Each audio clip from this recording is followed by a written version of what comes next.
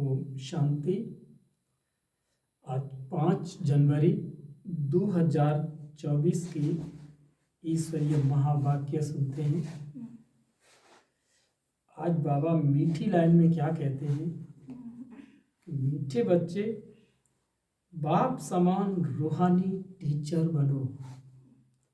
जो बाप से पढ़ा है वह दूसरों को भी पढ़ाओ। धारणा है तो किसी को भी समझा करके दिखाओ। बाबा ने आपको क्या दिया है? ये आज अपने अंदर हुनर भरना सिखाया। अगर धारणा है तो किसी को भी समझा करके दिखाओ। आज का प्रश्न है, किस बात में बाबा को अटल निश्चय है?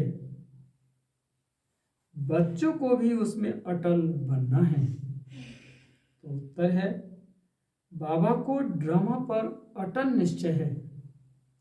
बाबा कहेंगे जो पास्ट हुआ ड्रामा, कल्प पहले जो किया था वही करेंगे। ड्रामा तुम्हें ऊपर नीचे नहीं करने देगा, परंतु अभी तक बच्चों की अवस्था ऐसी बनी नहीं है। इसीलिए मुख से निकलता है कि ऐसे होता तो ऐसे करते, पता होता तो ये नहीं करते। बाबा कहते, बीती को चितवो नहीं, आगे के लिए पुरुषार्थ करो कि ऐसी कोई भूल फिर से ना हो। ओम शांति। रूहानी बाप रूहानी बच्चों को बैठ समझाते हैं। बाप खुद कहते हैं, मैं जब आता हूं तो किसी को पता नहीं पड़ता, क्योंकि मैं गुप्त हूं। गर्भ में भी जब आत्मा प्रवेश करती है तो प्रवेश होने का मालूम थोड़े ही पड़ता है। तिथि तारीख निकल न सके, जब गर्भ से बाहर निकलती है तब वह तिथि और तारीख निकलती है। तो बाबा की प्रवेशता की तिथि तारीख का भी पता नहीं लगता। कब प्रवेश किया, कब रथ में पधारे, कुछ पता नहीं पड़ता। कोई को देखते थे तो वो नशे में चले जाते थे। समझा कुछ प्रवेशता है या कुछ ताकत आई है। ताकत कहां से आई? खास मैंने जब तब तो नहीं किया। इसको कहा जाता है गुप्त।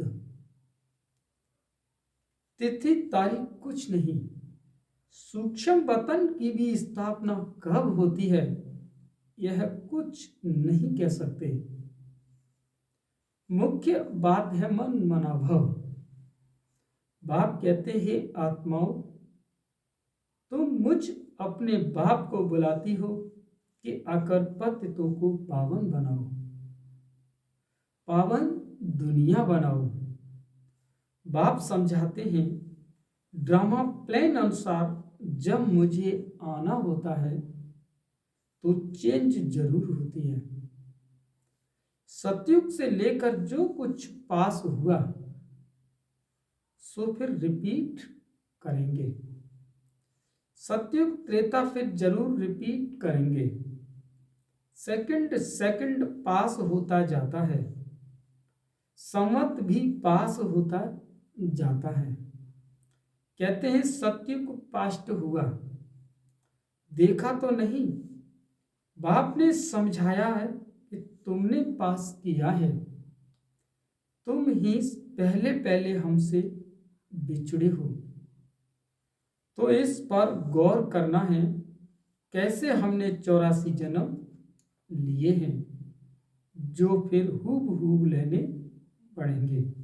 अर्थात दुख और सुख का पार्ट बजाना पड़ेगा। सतयुग में होता है सुख। जब मकान पुराना होता है तो कहां से छत बहती है, कहां से कुछ होता रहता है तो पुराना हो जाता है। कि इसकी मरम्मत करनी है।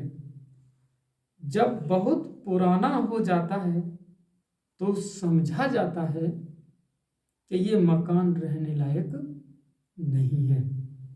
नई दुनिया में, नई दुनिया के लिए ऐसे नहीं कहेंगे कि अब तुम नई दुनिया में चलने के लायक बनते हो। हर चीज पहले नई फिर पुरानी होती है। अब तुम बच्चों को ये ख्याल में आता है और कोई तो इन बातों को समझ न सके। गीता रामायण आदि सुनाते रहते हैं, उसमें ही बिजी रहते हैं। हम भी इन्हीं धंधों में बिजी थे। अब बाप ने कितना समझदार बनाया है। बाबा कहते हैं, बच्चे अब ये पुरानी दुनिया खत्म होने वाली है, अब नई दुनिया में चलना है। ऐसे भी नहीं सब चलेंगे, सब मुक्ति धाम में बैठ, बाबा कहते हैं सब मुक्ति धाम में बैठ जाएं, यह भी कायदा नहीं। प्रलय हो जाए, तुम जानते हो ये पुरानी दुनिया और नई दुनिया का बहुत ही कल्याणकारी संगम युग है। अब चेंज होनी है, फिर शांति धाम में जाएंगे। वहां सुख की भासना की कोई बात ही नहीं। गायन है कि यज्ञ में विघ्न पड़े सो तो पढ़ते रहते हैं, कल्प के बाद भी पढ़ते रहेंगे। तुम अब पक्के हो गए हो, ये स्थापना विनाश का कोई छोटा काम नहीं। विघ्न किस बात में पड़ते हैं? बाप कहते हैं काम महाशत्रु है, इस पर ही अत्याचार होते हैं। द्रौपदी की भी बात है ना, ब्रह्मचर्य पर ही सारी खिटपिट है। सतो प्रधान से तमो प्रधान बनना है जरूर। सीढ़ी उतरनी है, पुरानी दुनिया होनी है जरूर। इन सब बातों को तुम ही समझते हो और सिमरण भी करते हो, और पढ़कर पढ़ाना भी है, टीचर बनना है जरूर। नॉलेज बुद्धि में है तब पढ़कर के टीचर बनते हैं। फिर टीचर से जो सीख कर होशियार होते हैं तो गवर्नमेंट उनको पास करती है। तुम भी टीचर हो, बाप ने तुमको टीचर बनाया। एक टीचर क्या कर सकते हैं? तुम सब हो रूहानी टीचर। तो बुद्धि में नॉलेज होनी चाहिए। ज्ञान तो बिल्कुल एक्यूरेट है मनुष्य से देवता बनने का। अभी जितना तुम बच्चे बाप को याद करते हो तो लाइट आती रहती है। मनुष्यों को साक्षात्कार होता रहेगा, क्योंकि आत्मा प्योर बनेगी ही याद से, फिर किसी को साक्षात्कार भी हो सकता है। बाप मददगार भी बैठा है।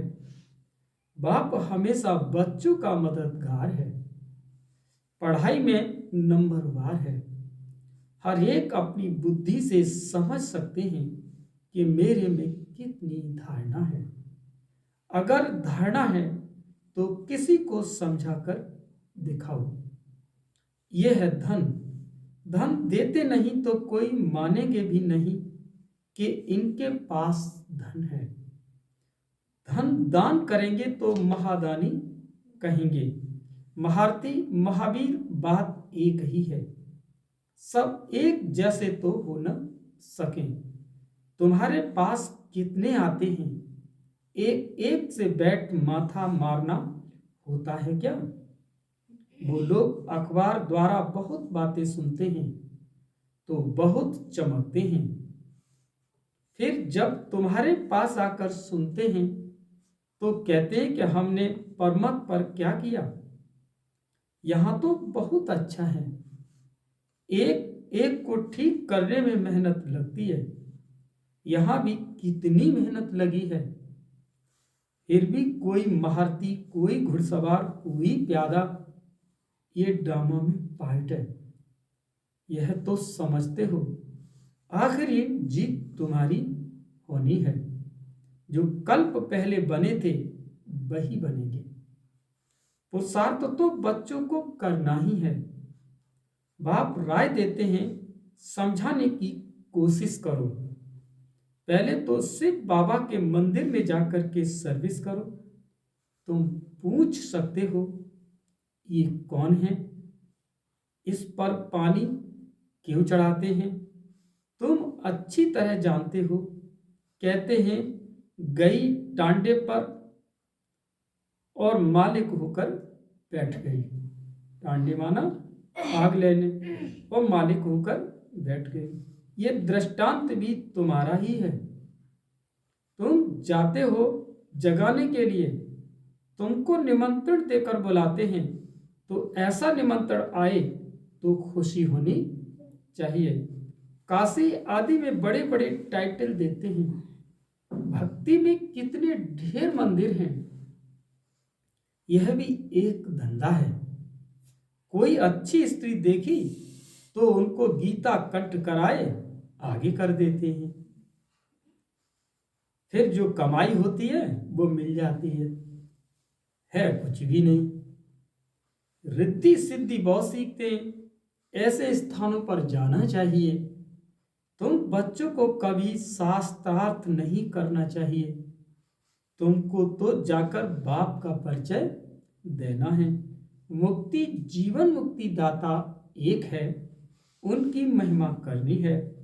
वह कहते हैं अपने को आत्मा समझ मुझे याद करो।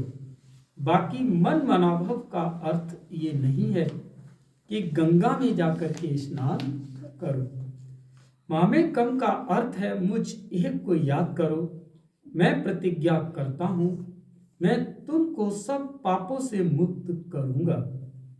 जब से रावण आया है तब से पाप शुरू हुए हैं, तो उच्च पद पाने का बहुत पुरुषार्थ करना है।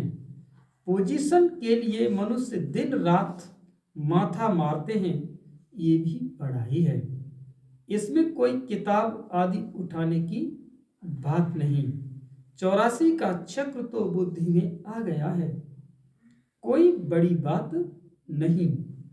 एक एक जन्म की डिटेल थोड़े ही बताते हैं। 84 जन्म पूरे हुए, अब हम आत्माओं को वापस घर जाना है।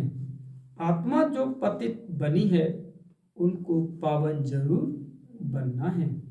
सबको यही कहते रहो, मामिकम याद करो। बच्चे कहते हैं बाबा योग में नहीं रह सकते। अरे तुमको सम्मुख कह रहा हूं, मुझे याद करो। फिर योग अक्षर तुम क्यों कहते हो? योग कहने से तुम भूलते भी हो। बाप को याद कौन नहीं कर सकता? लौकिक माँ बाप को कैसे याद करते हो? यह भी तो माँ बाप है ना। यह भी पढ़ते हैं, सरस्वती भी पढ़ती है, पढ़ाने वाला एक बाप ही है। तुम जितना पढ़ते हो फिर औरों को भी समझाते हो। बाप कहते हैं बच्चे शास्त्र पढ़ने, जप तप करने से मुझे कोई प्राप्त कर नहीं सकते। बाकी फायदा क्या है? सीढ़ी तो उतरते ही आते हो। तुम्हारा कोई दुश्मन नहीं है। फिर भी तुमको समझाना है जरूर कि पाप और पुण्य कैसे जमा होता है। रावण राज्य के बाद ही तुमने पाप करना शुरू किया। ऐसे भी बच्चे हैं जिनको नई दुनिया, पुरानी दुनिया क्या है यह भी समझाना नहीं आता। अब बाप कहते हैं कि बेहद के बाप को याद करो, वही पतित पावन है। बाकी तुमको कहां भी जाने की जरूरत नहीं। भक्ति मार्ग में सदैव पैर घर से बाहर निकलता था। पति स्त्री को कहते हैं, श्री कृष्ण का चित्र घर में भी है, फिर बाहर क्यों जाती हो? क्या फर्क है? पति परमेश्वर है, इसको भी नहीं मानते। भक्ति मार्ग में बहुत दूर दूर ऊंचा मंदिर बनाते हैं जो मनुष्यों को भाव बैठे। तुम समझाते हो मंदिरों में कितना धक्का खाते हैं। यह एक रस्म पड़ी है। शिव काशी में तीर्थ करने जाते हैं, परंतु प्राप्ति कुछ भी नहीं है।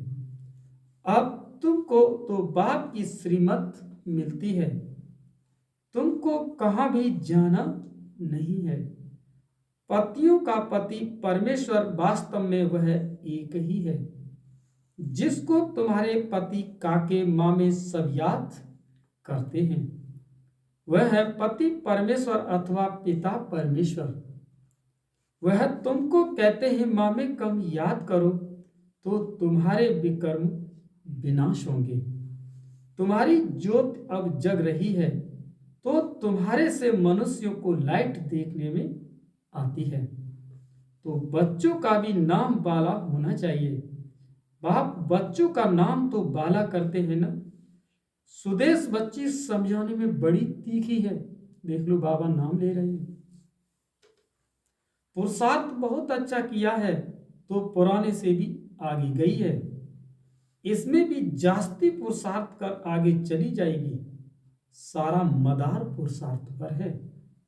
हार्ट फेल नहीं होना चाहिए।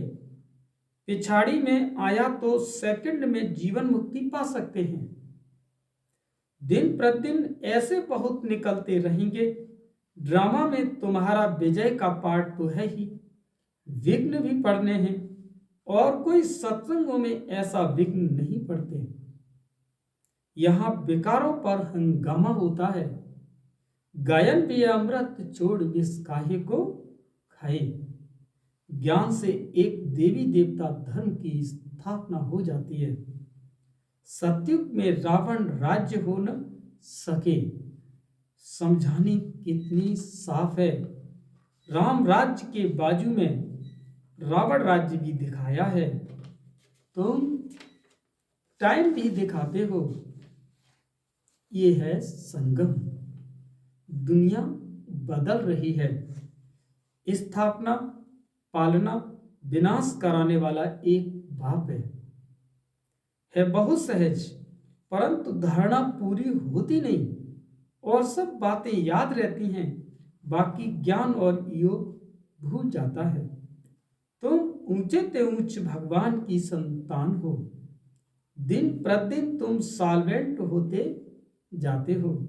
धन मिलता है ना, खर्चा भी आता जाता है। बाबा कहते हैं हुंडी भरती जाएगी। कल्प पहले मिसल भी तुम खर्चा करेंगे। कम ज्यादा ड्रामा करने नहीं देगा। बाबा पर ड्रामा का अटल निश्चय है। जो पास्ट हुआ ड्रामा, ऐसे नहीं कहना चाहिए ऐसा होता था, ये नहीं करते थे, अभी वह अवस्था आई नहीं है। कुछ न कुछ मुख से निकल जाता है, फिर फील होता है। बाबा कहते हैं बीती को चितवो नहीं, आगे के लिए पुरुषार्थ करो कि ऐसी भूल फिर न हो। इसीलिए बाबा कहते हैं चार्ट लिखो। इसमें बहुत कल्याण है। बाबा ने एक को देखा सारी जीवन कहानी लिख रहे थे। समझते हैं बच्चे सीखेंगे। यहां फिर श्रीमत पर चलने में ही कल्याण है। यहां झूठ भी चल न सके।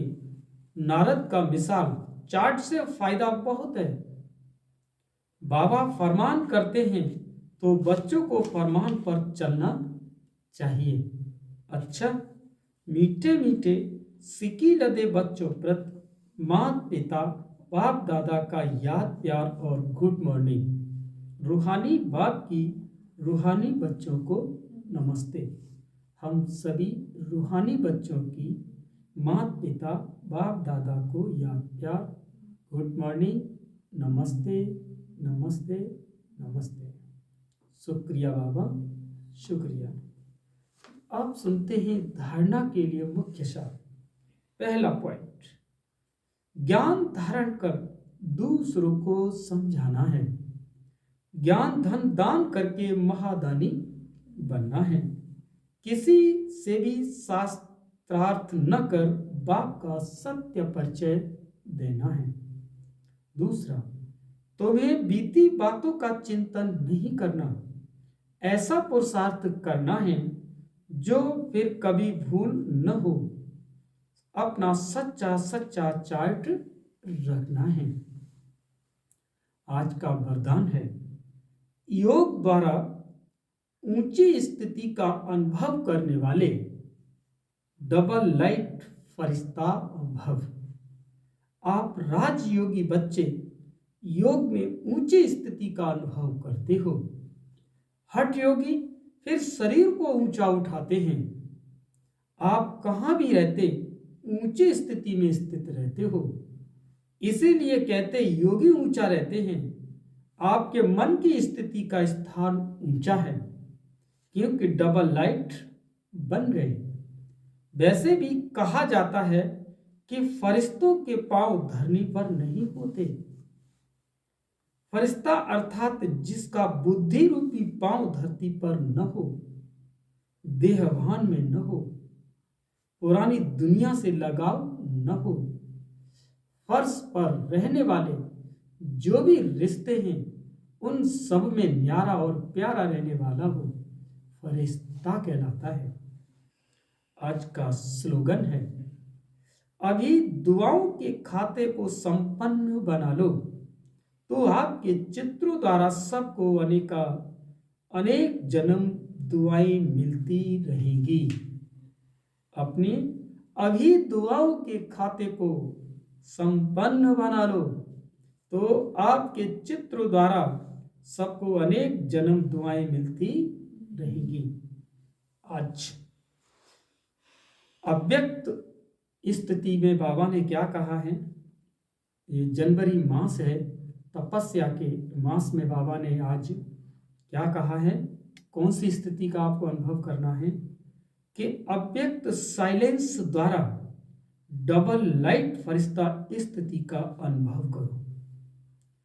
फरिश्ता स्थिति का अनुभव करने के लिए अभी अभी आवाज में आते, डिस्कस करते, कैसे भी वातावरण में रहते, सेकंड में सर्व संकल्पों को स्टॉप कर आवाज से परे न्यारे फरिश्ता स्थिति में टिक जाओ। अभी अभी कर्मयोगी, अभी अभी फरिश्ता अर्थात आवाज से परे अव्यक्त साइलेंस की अनुभूति, यही अभ्यास लास्ट पेपर में विजयी बनाएगा। अच्छा, ओम शांति।